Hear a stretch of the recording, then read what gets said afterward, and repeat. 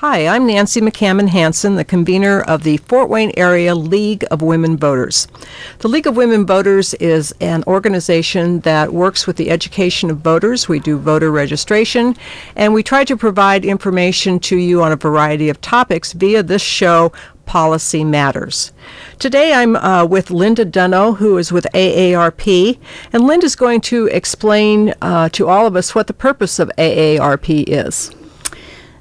There's a lot of retired people out there that were professionals when they were in the work field, and we're trying to use those people and the gifts that they have to promote things for 50 and over. I think there's a big misconception of AARP that we sell insurance or cell phones.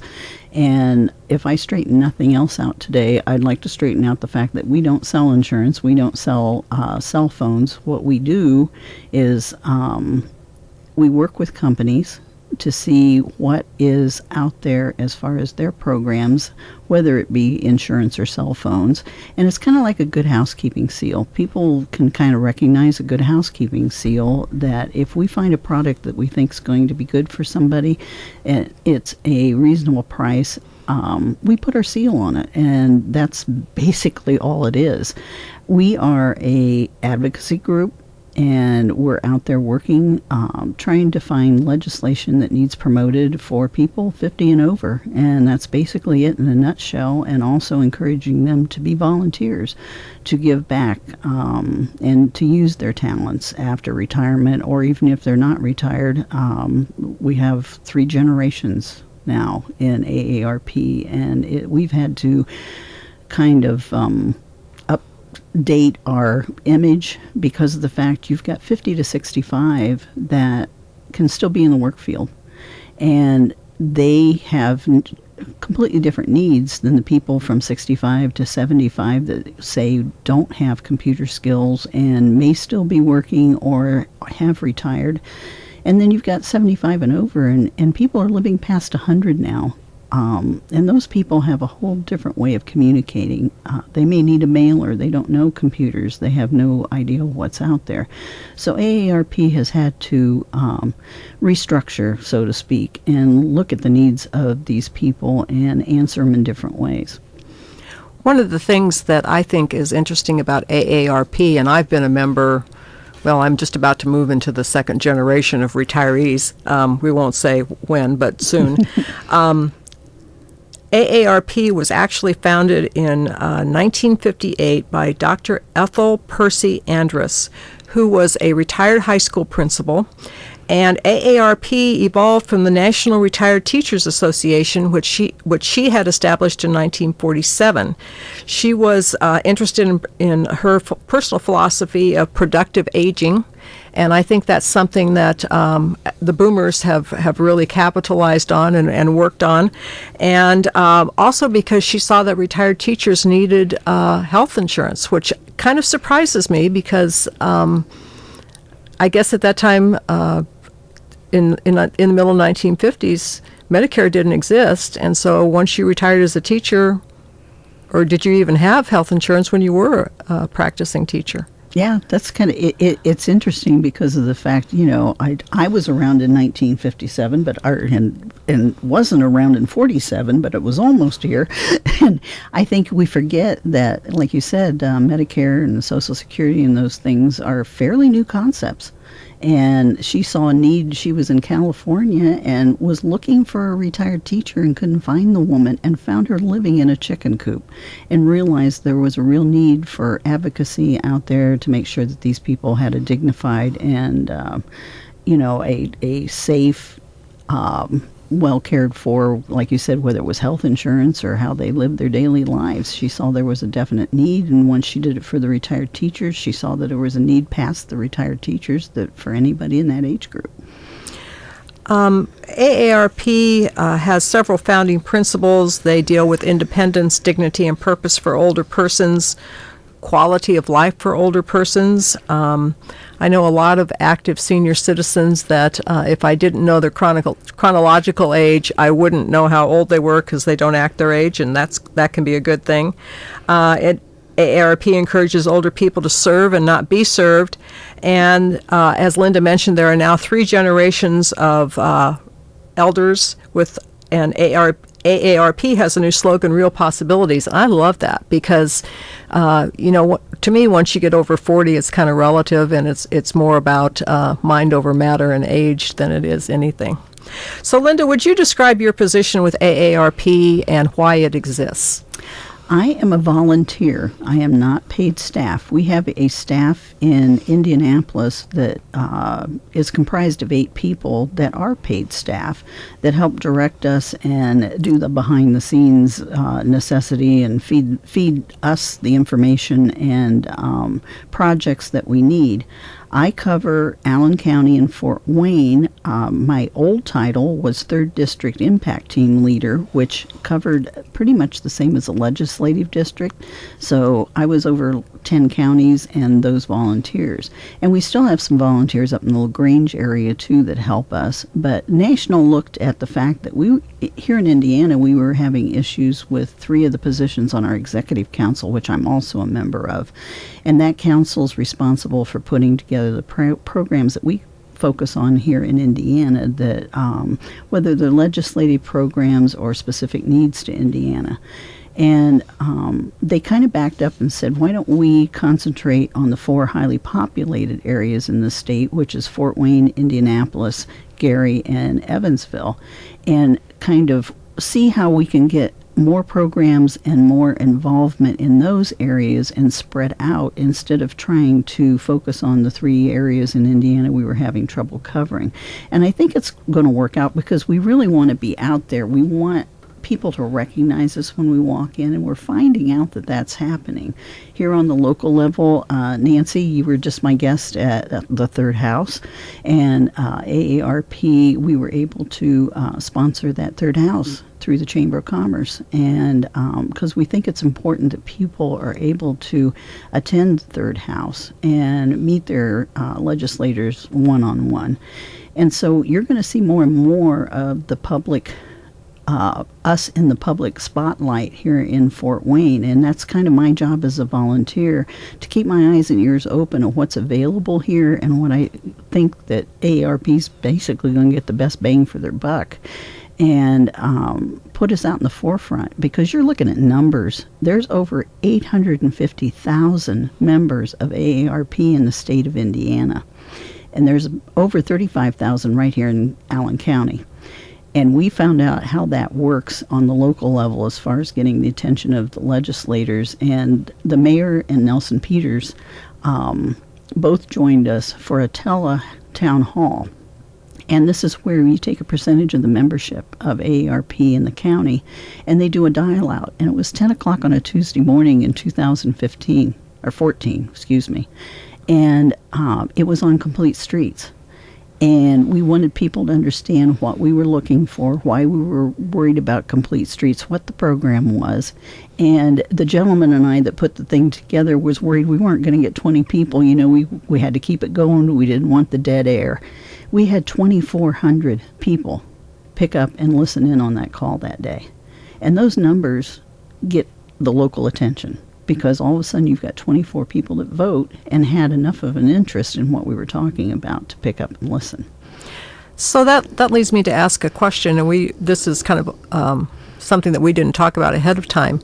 But are you finding that as our population ages, and the boomer generation being more politically active as we were younger, that the interest in legislation and what government is doing continues on into older age, as opposed to people going, well, I'm retired, I'm not an asset to society, so I'm just going to kind of drop off the map? I think what's happening is, you and I were both a baby boomer.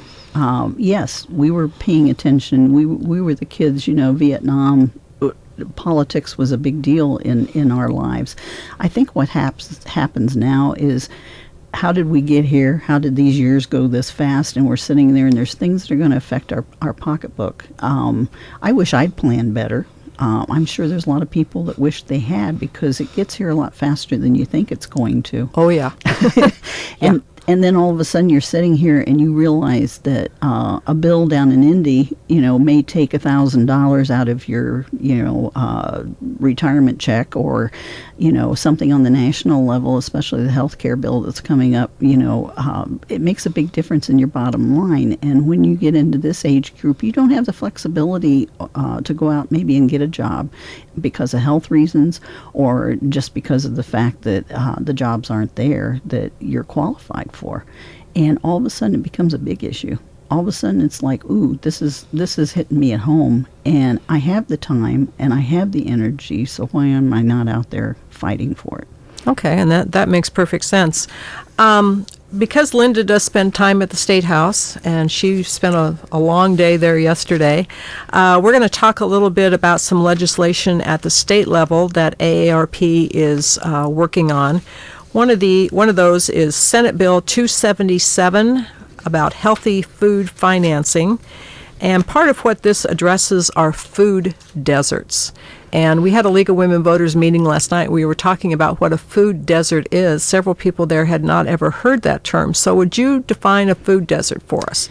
A food desert is when you do not have access to fresh fruits and vegetables, meat, healthy food within, if it's an urban area, it's within a mile. And if it's a rural area, it's within 10 miles. And it's funny because I have people kind of close their eyes. I did this with the Complete Streets initiative. Close your eyes, picture your neighborhood, and then think of where can I walk to, what is available there, and what happens if I lose my license tomorrow. It's a whole different thing when you can jump in a car. After World War II, it became the car was the thing. You needed one, and then it was two if you didn't have a two-car garage and 2 cars per family. Everything concentrated on car travel. We kind of forgot the pedestrian. We kind of forgot the fact that there are people that don't have license for one reason or another, whether it's a health reason or don't want to drive. I mean, there's actually people out there that couldn't care less if they have a car. And are we answering their needs? And I think that's come full circle. All of a sudden they realize, we've been putting ribbons of cement down or asphalt down for a couple generations. And we've kind of forgotten the pedestrian and the bicycler and what they have available. Everything's not a mall. Everything's not out, in the outskirts, or it's not necessarily downtown. You look at downtown Fort Wayne and the progress that's going on there. Is there a grocery store down there? They're looking to meet that. Right, and that's been a question for several years. Is if all these people move downtown, or if you live in West Central, even. The closest grocery store, I think, is the one up on State. Or you can go to a convenience store and stock up on soda and chips, and candy bars.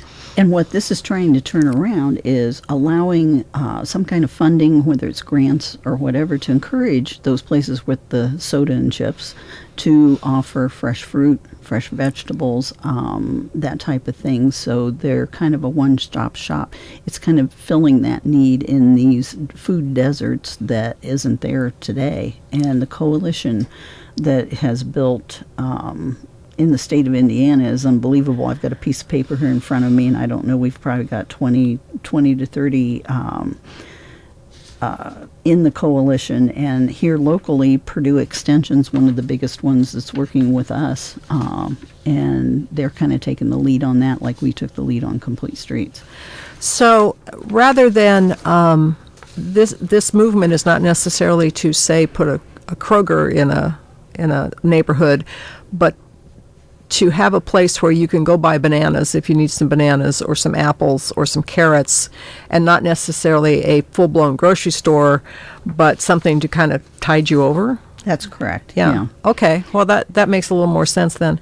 I guess one of my questions is, has there ever been anything that has come out to say why convenience stores have not sold those kinds of products? Not that I'm aware of. I think a lot of those are what you call a box store. You buy into the company, and they tell you what you stock and et cetera. And we're hoping to change that mentality. And like I said, the other part of this is it's not just making it available. We're finding that there's issues with generations, because you hand me a 5-pound bag of flour and sugar and potatoes and milk and etc., and I can put a meal together. Maybe my granddaughter can't, because she's never been taught. The home ec classes are a thing of the past in schools. And so there's an educational arm to this too, that we not only need to provide the basic food to people, but a lot of times we have to teach them how to use it. You're cooking from scratch. Yes. Yeah. One of the things that I thought was interesting as we were looking at doing this program is that Indianapolis is the worst in the nation for food deserts, and 500 Indiana neighborhoods are considered food deserts by the USDA. Now, we were talking about this a little bit out in the lobby before we came in here to record this show, and I always find it interesting that in an agricultural state, buying groceries is difficult. And as a native Nebraskan, I can say that was true in Nebraska too, that full-blown grocery stores and fresh markets and places where you could buy a lot of fresh food weren't there. Do you ever get into that with the state legislators as to how an agricultural state can be that way? I think I've been to 2 food summits here in Fort Wayne. Like I said, that Purdue has provided. It's like a 6-hour event where we sit and discuss everybody from the farmers market to the kitchen that they've got set up at on campus that people can actually come in and use to start their food truck. And we've talked about different ways of addressing this. Is it going to be a counter in a fast food, where you get your gasoline, you can pick up bananas and stuff, or is it going to be actually on 4 wheels where you send a truck into a neighborhood that doesn't have access, and it goes like once or twice a week and offers food, and then also maybe does an education piece. So it's in the planning stages. How do we answer it? What is the answer? And I think, like I said, the coalition's like 20 or 30 organizations that just blew my mind, and some you don't think of. And how do we take care of that, like you said, an agricultural community, and yet we're sitting here with food deserts. Right. I find it interesting the new movement around grocery stores where you can order your groceries online and have them delivered, but there again, if you're not computer savvy and you don't own a computer, how do you do it?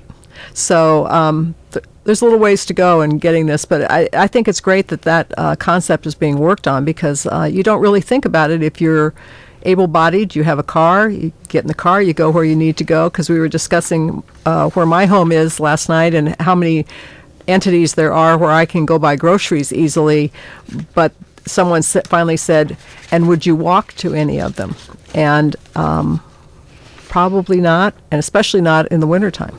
Well, and that kind of leads into, if you don't mind, I'll talk about a local issue that I got involved in, because you talk about my part in the AARP and that I'm a volunteer. I've been at it for 5 or 6 years now. And the reason I got involved to begin with is, number one, I'm one of those people that lives, if you live in a community and you see a need, just to sit back and grumble about it isn't good enough for me. It's like if I have an opportunity presented to me where I can actually become involved and make a difference, that makes me happy. And that's what AARP's done. I attended a Medicare and Social Security event they had here in town like 6 years ago. Was impressed with the speakers and got to talking to people in the group. And one gentleman invited me to lunch and said, we need to talk. And that was my first mistake. Because, like I said, I ended up being corralled into AARP, and I was amazed that there's this whole arm of AARP out there that I didn't even know existed. I was like everybody else. You'd see the advertisements, and it had something to do, and that was old people, and that doesn't include me. And the idea that I could put my energy into something And it started out on a Bus Fort Wayne committee. I'd been asked to, I started attending the local chapter meetings, which we have a chapter 187 that meets the first Tuesday of the month, and it's an educational arm of AARP. And it's separate from what I do, but that's where I get a lot of my volunteers, my local volunteers.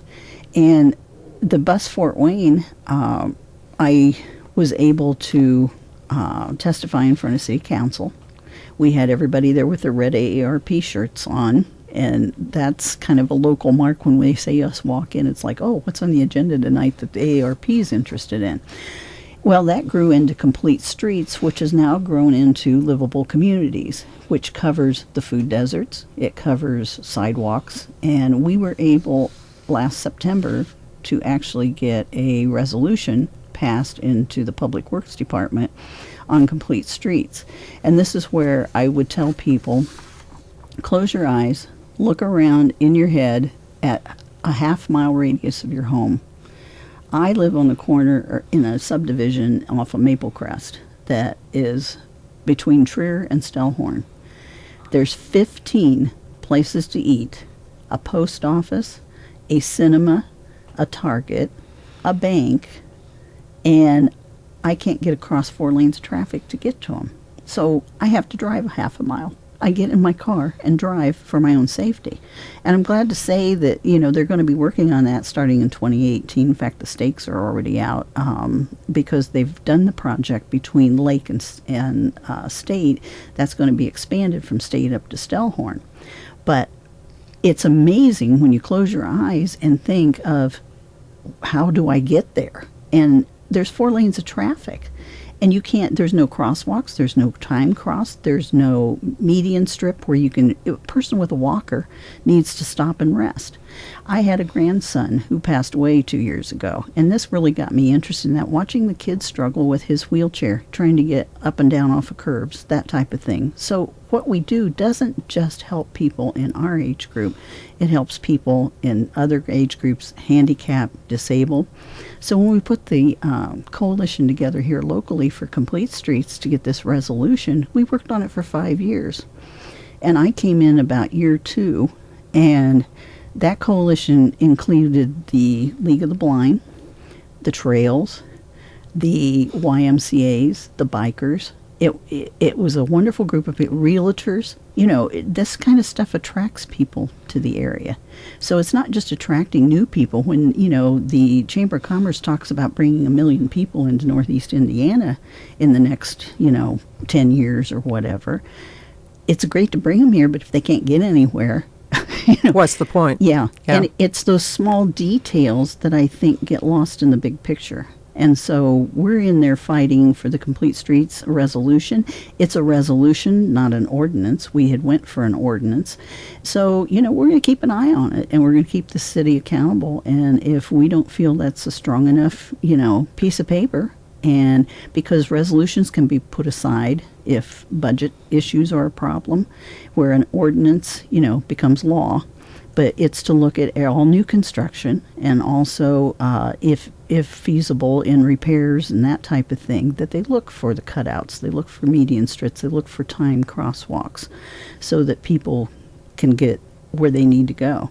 And I learned a lot being on this coalition, because just like you don't know what this person over here's got planned. And there was a gentleman there that was talking about, I think he was from Visit Fort Wayne, and Turnstone, and some of the things that facility is looking at in the future. When you're talking an arena downtown, well, that's wonderful, but if Turnstone wants to bring in Special Olympics and they need another venue, are the streets and et cetera downtown accessible to handicap? And that's one thing, if you've never had a friend or a family member who's in a wheelchair. Right. I have had 2. A co-journalism student when I was in college who got to know every football player on the football team, because the 3-level administration building built in 1902 didn't have elevators in it. But she'd wait for a couple of guys on the football team to come along and pick up her wheelchair and carry her to the 2nd or 3rd floor. And then we had a friend when we lived in Nebraska who had fallen off a deck when he was in college and was paralyzed.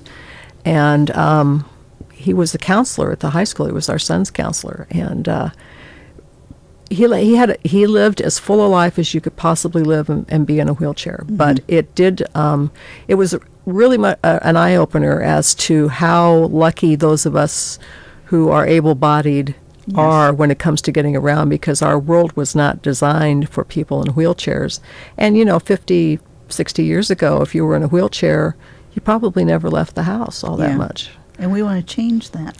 Right. Of course, Franklin Roosevelt was a great example of how, you can get around that, but he still had, some challenges too.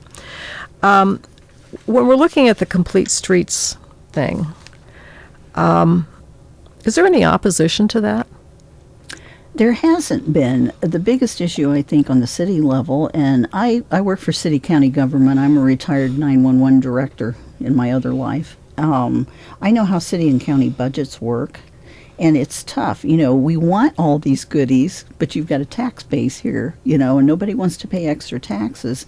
And the projects that the city or the county do are sometimes 5 years out. So, we may need this down on the corner of such and such, but that project's not coming to the table, for 2 or 3 years. But we just want them to look at it, and if it's possible, to work in those issues when you're looking at a project. And I think, we've had great support from the people in the city, on the Complete Streets. And I think they see there's definitely a need. I just think it brought it to their attention a little bit more. And so on the part of the voter, patience is a virtue. Oh, yeah. Okay. You also talked with me a little bit earlier about Senate Bill 253, the study of voluntary paid family leave. Can you elaborate on that a little bit?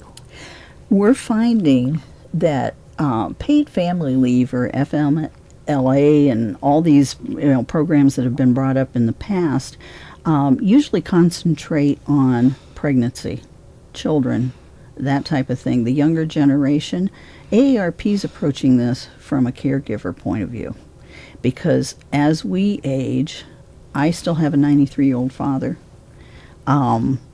We're becoming the sandwich generation.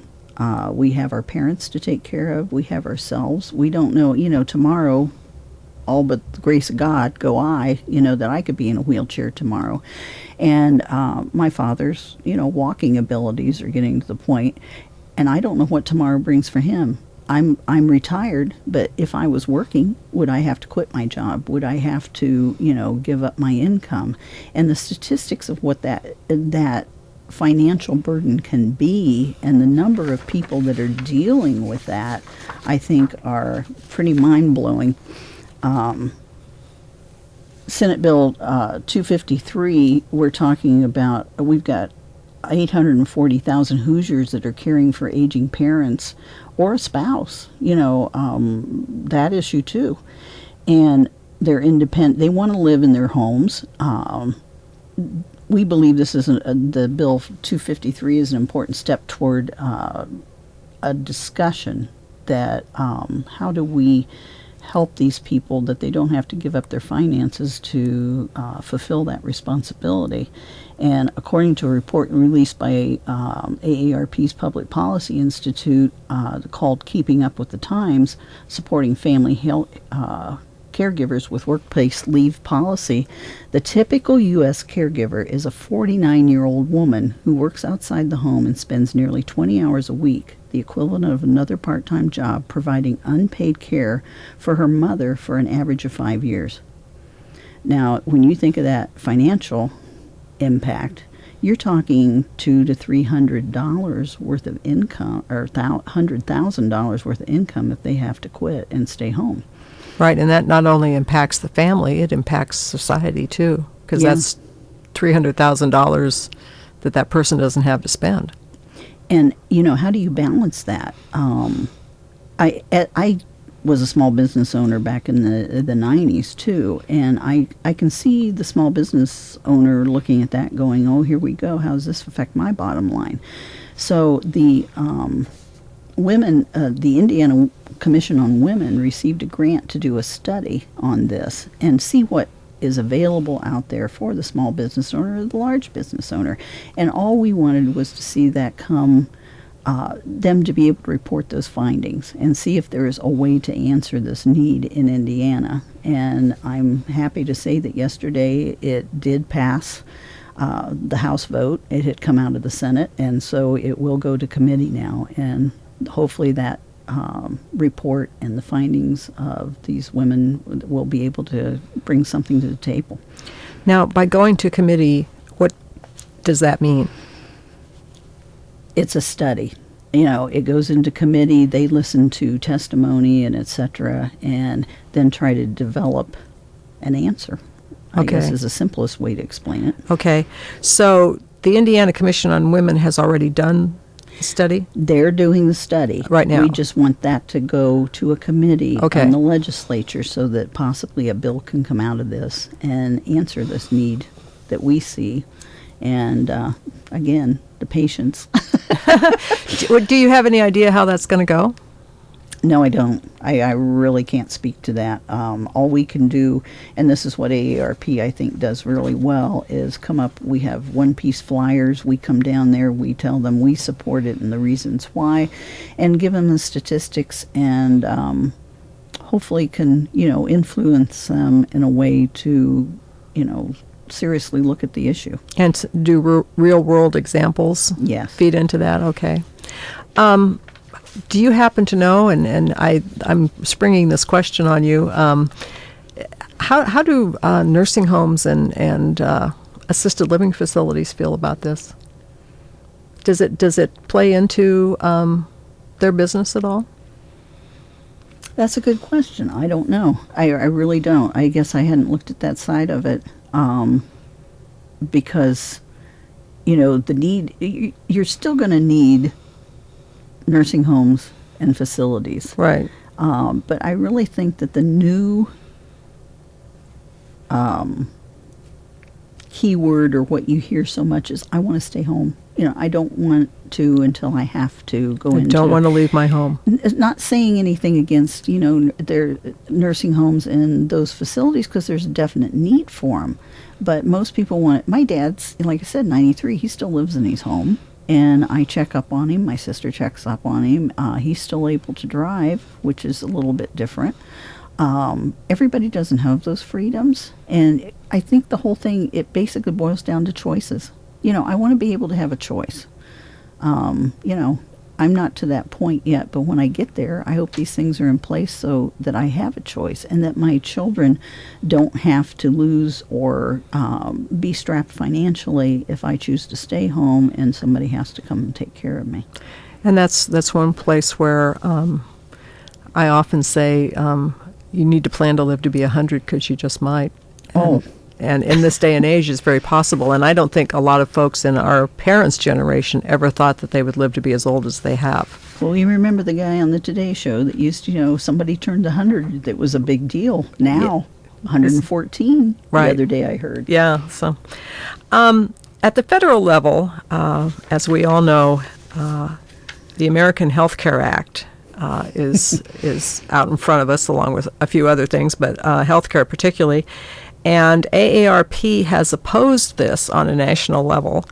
And one of the things that we were talking about earlier is how national legislation, federal legislation, affects a state at the state level. And one of the things that kind of boggled my mind, but it makes perfect sense as I think about it, is that if a state has a surplus in its budget, part of my brain says, well, there are a lot of things you could spend it on. Why don't you do it? But in the case of health care, Indiana can't because our budget is done every 2 years. And so changes in health care could affect our budget. So can you explain that a little bit? We had the opportunity for Senator Karen Talion. She's a Democrat from Portage area. And she came in, and this hadn't crossed my mind either, because I'm like you. I'm looking at, we've got a $2 billion surplus, and when they start talking about increasing gas taxes and they start this kind of thing, you sit there and go, but we've got $2 billion in the bank. Why are we Turn loose of it. Yeah, Yeah. let go of it. She brought up a very good point because of the fact of the negotiations that are going on with the American Health Care Act. She said, we work on a 2-year budget. We don't know, because this is not finalized, how that's going to affect, but yet we have to vote in a new budget within the month. And so she's looking at that and she says, we have to maybe earmark up to $700 million of that $2 billion surplus to cover a change in HIP 2.0. We don't know. So she said, a lot of that money that we look at as $2 billion in a surplus isn't necessarily a surplus because it's earmarked to cover things like this. And, my personal opinion, this is an AARP start, but I think that's pretty smart because the fact that $700 million, if we had to absorb that into our taxes or anything in the next 2 or 3 years because of a change on the federal level, that's kind of scary. That's very scary, yeah. So AARP has opposed this American Health Care Act. Can you elaborate a little bit on some of the things that they see as red flags in this legislation? Yeah, some of the things that they're against is the fact that it increased cost and risk for older Americans because it gives tax breaks to the big drug companies, the health insurance companies, while allowing them to overcharge older Americans by thousands of dollars a year. It shortens the life of Medicare, which means instead of running out of Medicare dollars, 6-7 years down, it could shorten it down to 4, leaving the door open to benefit cuts and Medicare vouchers. It would remove current protections and allow insurance companies to set even higher rates for a much older person. The current law says that they can charge up to 3 times more for people 50 to 65 before they get on Medicare, or now that would be increased to 5 times. And, that's a big hit when you're on Social Security, right? Even or a pension. I don't know of anybody. It puts an age tax on older American, hikes their premium, which could cost them up to $8,400 more a year for the same coverage. I don't know about you, but my budget can't take that hit. Well, and if you look at it across our society, that's a lot of money that can't be spent on anything else. Right. So it's not just an issue for older Americans, it's an issue for the business community too, right? Right. And under the proposed law, a 50 to 64-year-old earning $25,000 annually. Now, $25,000 isn't a lot of money to live on. They would be eligible for tax credits, which are an average of 50 to 80% less than the amount they would have received under the current law. In dollars, their tax credit would be between $850 and $4,500 less under the new legislation. Those numbers are scary. I mean, especially when you're looking at somebody. I've been retired now, oh, good grief, I got to stop and think about it, about 6 years. And I've got a budget.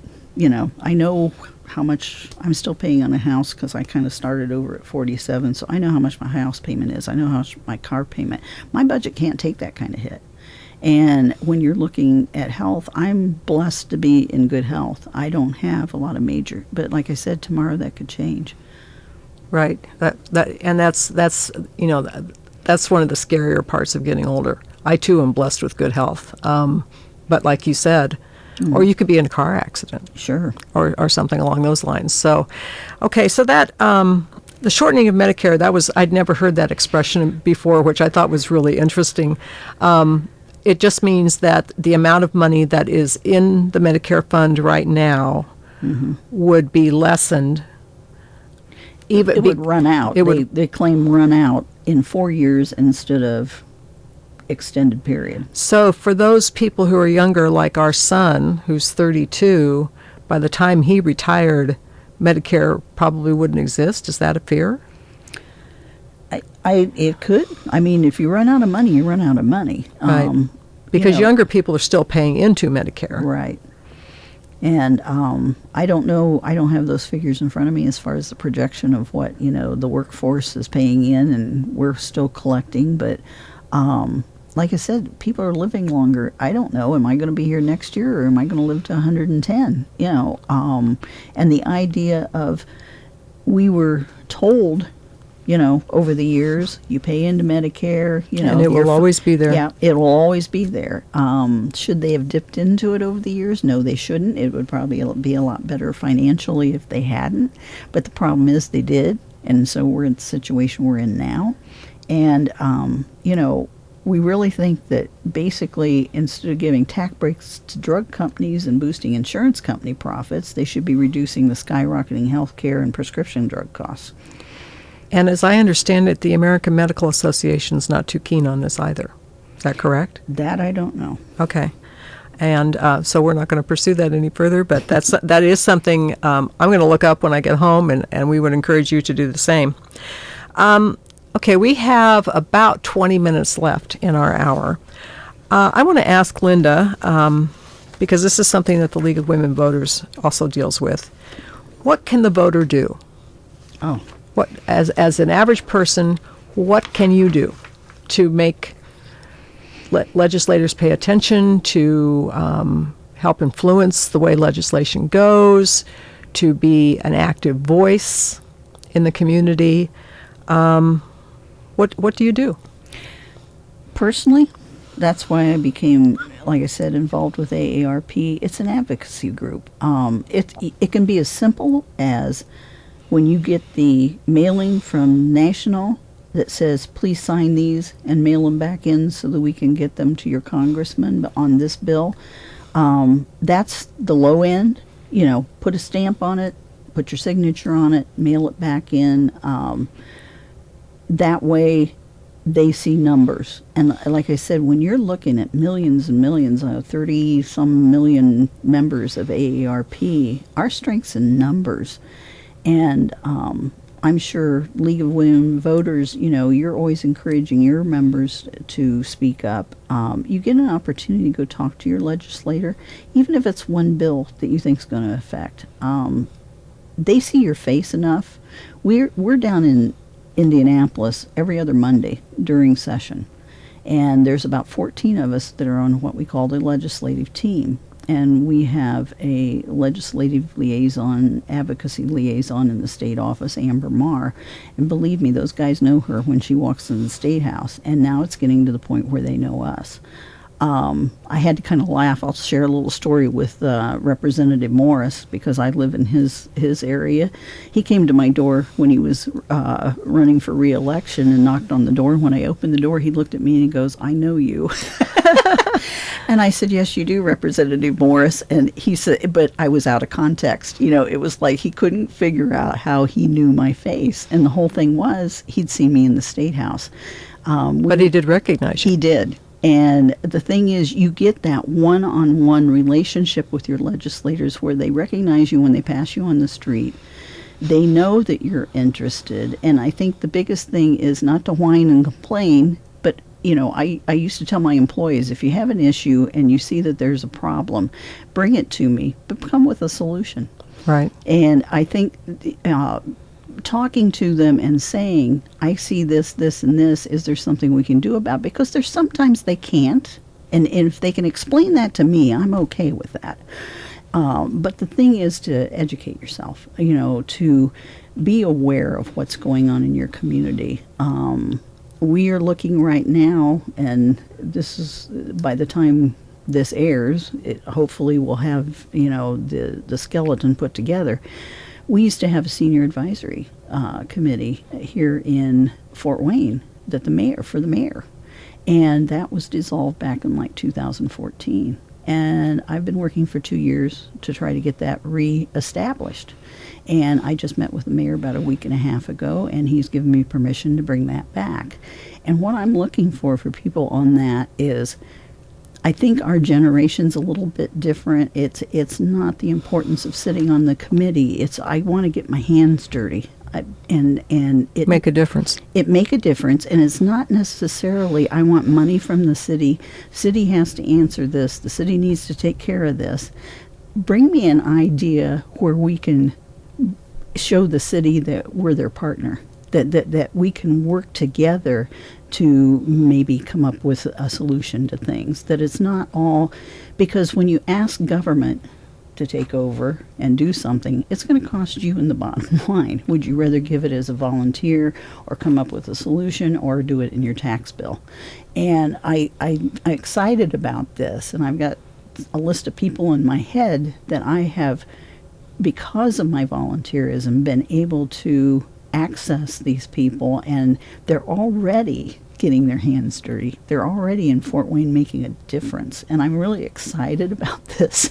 And I think it probably shows in my voice, but that's the kind of stuff that excited me about being with AARP, because we're able to not just promote, but do. And it's definitely volunteer. Like I said, we only have 8 people that are paid in the state office. The rest of it's all done by volunteers. And we have our expenses paid. It doesn't cost me anything to be a volunteer. And the rewards are wonderful. I mean, opportunities like this to actually, meet with you and Nancy, and you and I have crossed paths, quite a few times. We've worked with Legal Women Voters on candidates' nights. We're all in this together, and how can we pool our resources, especially locally with Fort Wayne, and make it a better place to live so that we want to stay here. And that makes perfect sense to me. One of the things that, I often facetiously say that my second home is Facebook. And I'm finding as this year has gone on that I'm scrolling through Facebook looking for pictures of cats and babies more and more. First of all, because I love cats, and I have, several great nieces and nephews. But the vitriol that goes with politics and with issues sometimes really amazes me. And anybody can sit home in their pajamas on the couch and post things to Facebook, but it's when you get out of the house and you work on an issue and you visit with people on the other side and people who agree with you, and you study things and you work on them together. It builds community, and the lack of anger is it's a good thing. Yes. It's a good thing. You don't always have to get your way. You don't always have to be right. And I think that's a growth process too. And just because you turn 65 or 50 or 70, you don't quit growing unless you choose to quit growing. And I think being active in seeing things happen doesn't have to have your name on it, doesn't have to have your stamp on it, but the fact that you know that you were behind the scenes and paying attention and you see a difference, I think that's the reward I get anyway in my work with AARP. Okay. We're heading down toward the end of our hour. We have, let's see, about 13 minutes left. Tell me, as a retiree, a member of AARP, what else should the public know about AARP? I mean, my introduction to AARP, quite honestly, was with discounts for shopping. Yeah. Okay. And I was telling Eric when we were out in the lobby that it's worth it to join because you'll get your membership back and discounts at Walgreens, if nothing else. But why else should somebody join AARP? Well, I think one of the biggest things that people need to understand is there's 3 levels. There's national, which has their own program, their own agenda. They are the ones that put out the magazine, which is full of information. I every time I read it, there's something in there I didn't know. The bulletin is something else that is interesting and gives you a lot of information. And I am going to be featured in the May issue for the Complete Streets work we've done here in Fort Wayne. So super. So I'm kind of excited about that, except I hate to have my picture taken and had to suffer through that to get it done. So anytime we're going, in fact, in another next week, this is the end of March, we're going to Michigan. We've been invited up there for their AARP conference, and I'm going to be giving a presentation with 2 other people from the state on the Complete Streets work we've done here in Fort Wayne, kind of how to get it started in their community and how it grew and what, plays into it. I found myself, because, like I said, Complete Streets is kind of my baby. It's kind of because of my grandson and my dad and myself. the things that I've learned, and I even volunteered to be on my association subcommittee to work with the city street planners that are going to be coming through, so kind of fielding the questions of my neighborhood. It's amazing the things that you'll lead into that you didn't even know were out there, or the ability to do. And here locally with AARP, we've got something we do what we call our community plan, and sit down with my representative on the state level is Addison Pollock, who's fairly new. He was with Health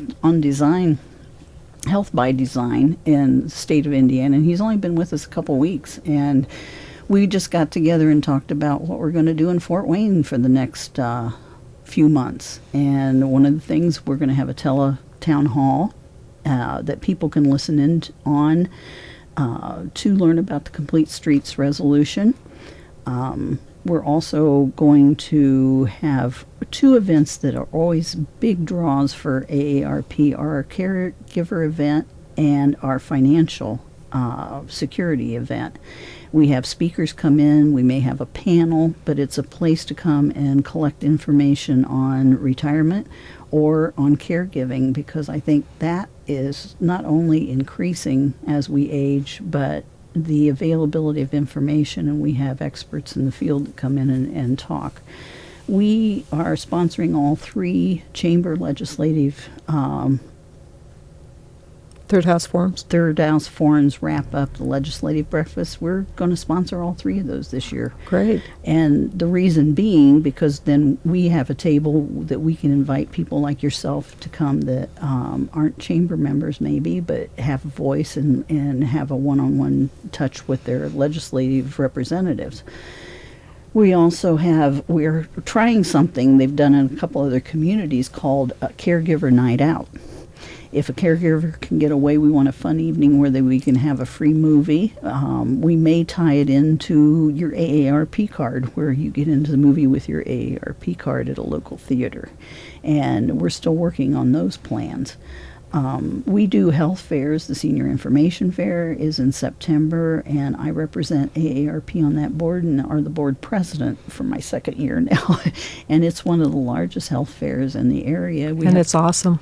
We have about 2,000 people come through there in a day. Is it going to be at the library again It's here? going to be the library here. Downtown library. And Sandy Thompson's our featured speaker. Oh, fun. This year. Fun. So we're really looking forward to that. Discounts. We're looking for ideas when you talk about your AARP card. I was amazed when I went to the theater and got $3 off of my snacks one day. $3 is a big savings. And you and I were talking about Walgreens, or you brought up the fact you can save money by using your AARP card. You get a free donut at Dunkin' Donuts. Oh, I didn't know that. Okay.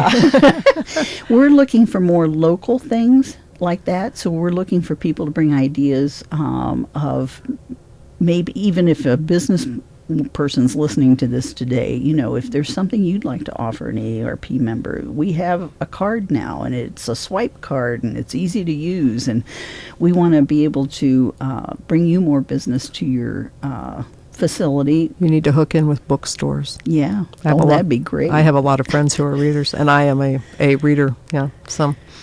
Well, that's interesting. And it's good to know that AARP is more than discounts. Yes. much more than discounts. We have about 5-6 minutes left. I did want to note to those of you who are listening that AARP, if you're a computer user, has a website, aarp.org, and then at the state is aarp.org/IN for Indiana. If you are interested in other issues, you can go to the National League of Women Voters website, lwv.org. That's LWV for voter.org. In Indiana, the website is lwvin.org. And we also have a local website, lwvfw.org. Now, on our local website, there is a link where you can click on that, and you can join the local chapter of the League of Women Voters. and you can be a man and be a member of the League of Women Voters. That happened back in the 1970s. So guys, we would love to have you join us. Also on our website, we have a link for these radio programs that we have done. We upload them to our website. And we also have a link that we were talking about at our meeting last night of books that we recommend as members that we have read. And we write a brief little blip about what the book is about: history, politics, social issues, that sort of thing. I am an avid reader and always have been, so I've donated a list of books, and other people have too. And we decided last night that we may start also recommending different podcasts. Apparently, there's a podcast called History Chicks, which sounds really intriguing because I love history. And so we would encourage you to go to that. If you have a book that you'd like to recommend, you can go to our homepage on the lwvfw.org address for the local website. If you go down to the bottom on the left-hand side, you can click on my name, Nancy McCammon-Hansen, and it will pop up an email that you can send to me, and you can send me some information or any questions that you might have. And we also have a Facebook page. And on that Facebook page, because I also happen to be a news junkie, we post a lot of different links to stories in the New York Times, the Washington Post, the LA Times, CNN, BillMoyers.com, a lot of those different kinds of resources.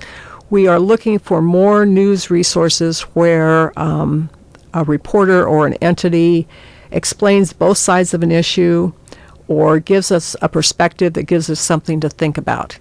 That doesn't necessarily mean that we endorse that point of view, but it does mean that here's a different side of an issue. Maybe we ought to think about it from that standpoint and see if that makes sense. So again, go on to our Facebook, League of Women Voters of the Fort Wayne area, and I don't believe you have to be on, and that's on in quote marks, Facebook, that you can go to our Facebook page without being a member of Facebook. So there are different ways to get information. Among those is also reading a local newspaper, a state-level newspaper, listening to the news on television, and not just your favorite cable news channel, but a number of them, because the news these days is interesting, but it's also complicated. And I'm so glad I'm not a reporter anymore, because it really would be a tough job to have. Linda, we have about 4 minutes left. Anything else that you want to add about AARP, or just anything you'd like to say to the community about getting involved in the issues? Well, we also have a Facebook page, Okay. AARP Indiana, which lists all the things, and a lot of Fort Wayne things have been on that this year, so a lot of information. We also are looking for more volunteers. I don't think any association out there that is their lifeblood is volunteers have enough. And kind of watch the paper. If you're interested, get on AARP Indiana or AARP.org under Indiana and let us know that you're interested, and I will be your contact. The benefits that you get, like I said, are, I guess in my case, very personal. It's great to know that there's some changes that are going to be done locally that I actually had a hand in, and that to me is worth the time and the energy, because my kids say, "Mom, you're never home." And I said, well, I could be on your couch with a remote, but instead, hopefully, I'm out there making a difference. That's right. And thank you, Linda Dunno from AARP. This is Nancy McCammon-Hansen with the League of Women Voters. You're listening to WELT 95.7 FM. WELT comes to you from the main library downtown via the tower at IPFW. It's generously funded by donations and friends of the library, and we all encourage you to come to any branch of the library and read a book.